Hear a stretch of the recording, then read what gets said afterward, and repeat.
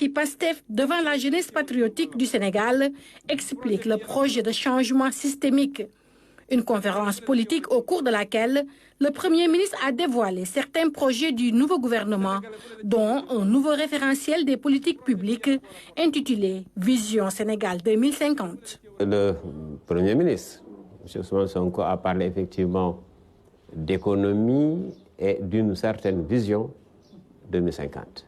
Mais dans ses propos, j'ai relevé qu'il est parti pour dire que, généralement au Sénégal, dans aucun secteur, la chaîne de valeur n'a été valorisée. C'est-à-dire qu'il n'existe même pas de chaîne de valeur dans bien des domaines. Il faut effectivement, pour une économie émergente capable d'aller vers une souveraineté, que tous les segments de notre économie et de notre vie tout court puissent avoir quand même une chaîne de valeur. Concernant ce qu'il entend faire sur la réduction des comptes, il est revenu là-dessus. Il est évident qu'aujourd'hui, tout le monde applaudit. Annonce aussi sur la baisse du coût de la vie. Parce que la baisse du coût de la vie, c'est extrêmement important. C'est une très forte attente à l'heure actuelle.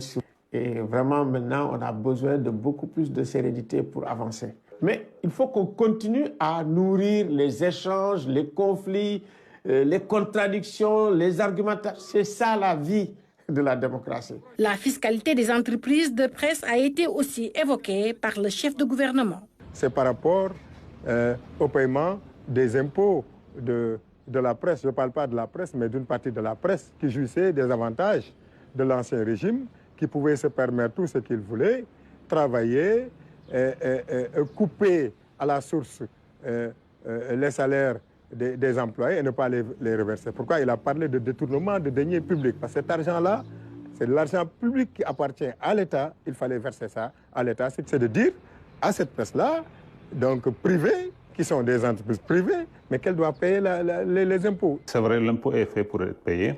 Mais vous savez, les entreprises de presse, que ce soit du privé comme du public, ont un rôle de service public. Et ce rôle de service public, de temps à autre, l'État du Sénégal doit faire des facilités pour ces entreprises de presse-là.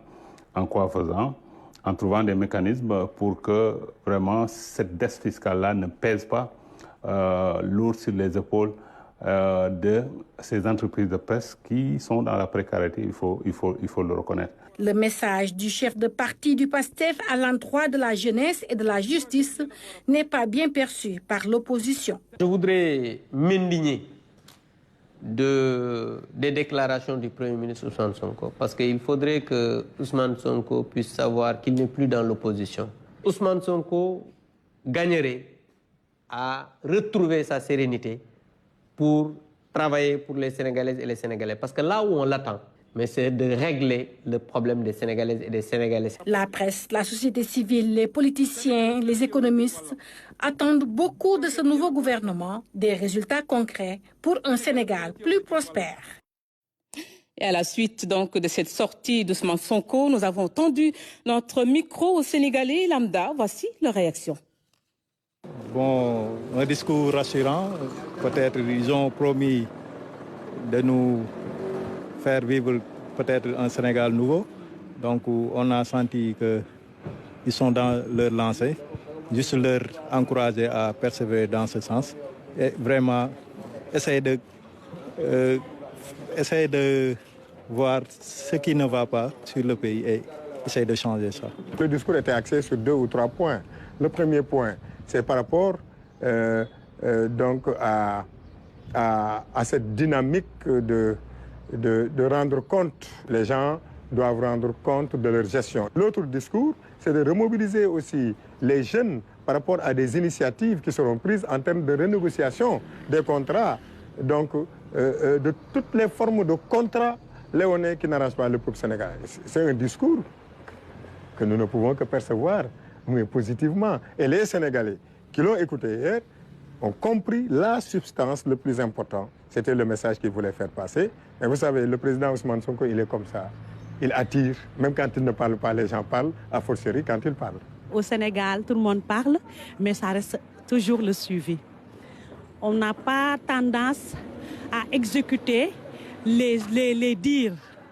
C'est ça qui est important, les exécutions. Et nous attendons tellement de ce gouvernement parce qu'ils nous ont promis beaucoup de choses. Donc nous sommes là, comme en tant que Sénégalais, en tant que Sénégalaise et Djiguen. Donc on attend tout ce que M. Ousmane Sonko, le Premier ministre, a dit pour que cette pays commence à développer.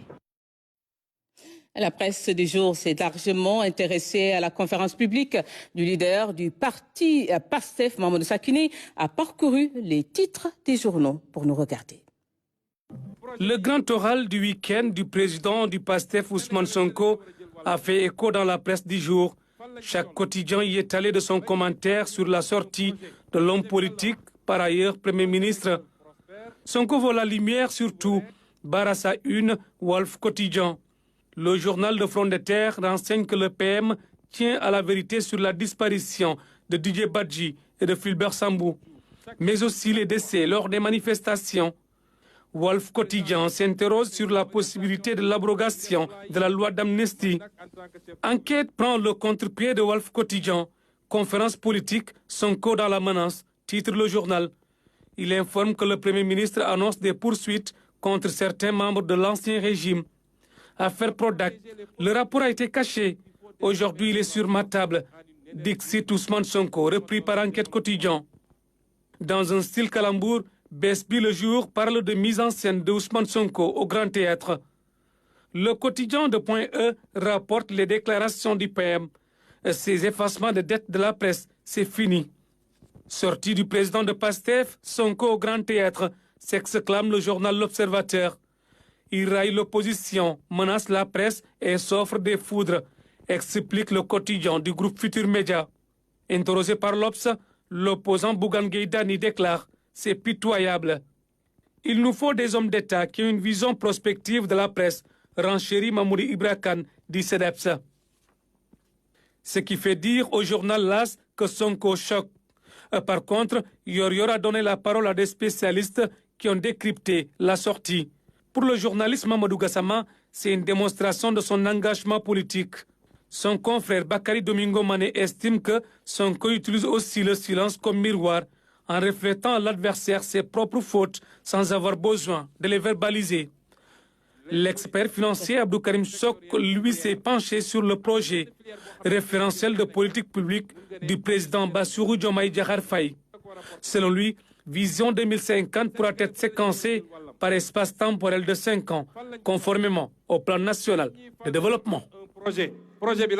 Et puis, notez également que le secrétaire général du Conseil national du patronat du Sénégal, Hamidou Diop, a été réélu pour un 3e mandat de 3 ans comme membre titulaire du Conseil d'administration du Bureau international du travail BIT. C'est à l'occasion de la 112e session annuelle de l'Organisation internationale du travail. Elle se tient présentement à Genève, en Suisse, jusqu'au 14 juin 2024.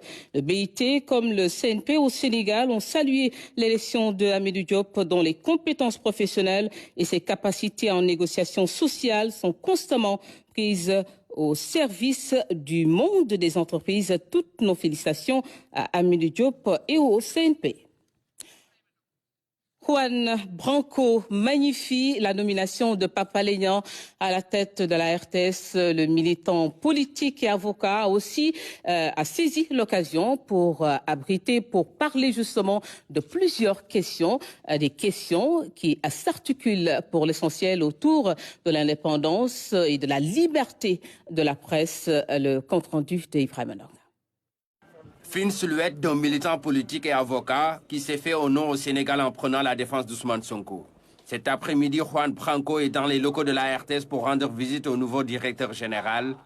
Au menu des échanges, différents points abordés, dont la nomination de Pape Alé Niang à la tête de la RTS. C'est le plus fort qui était mis en œuvre depuis la transition démocratique qui est intervenue il y a quelques semaines. Symbolique parce que je pense que cet homme a incarné une forme de courage et de ténacité à un moment où le pays menaçait de sombrer dans des heures sombres et notamment de la violence et du mensonge. Et je suis convaincu par ailleurs qu'il va impulser cette culture de la vérité, qui est pour moi la priorité dans tout travail d'information, à tous les niveaux hiérarchiques en fait au sein de cette institution, et donner l'exemple du coup aussi au reste de la presse sénégalaise. Une presse libre et indépendante dans un pays où la liberté d'expression est consacrée par la charte fondamentale. Les défis ne manquent pas. Comment l'avenir se dessine pour ce pays, que ce soit question d'impunité, que ce soit question de gouvernance. Il y a beaucoup de défis. Et là, je pense que la priorité est évidemment de redonner de la souveraineté aux populations sénégalaises, de leur redonner de la force et de la capacité à la fois non seulement économique, mais plus généralement de souveraineté politique. Et je pense qu'avoir des médias puissants, indépendants, nationaux, c'est fondamental comme démarche. Et donc évidemment, la RTS fait partie, je pense, des défis des institutions qui doivent qui sont en train d'essayer de relever ce défi. Des défis énormes qu'il faut relever pour être en phase avec les attentes des populations. Il aura fallu 45 à 60 minutes pour aborder plusieurs questions.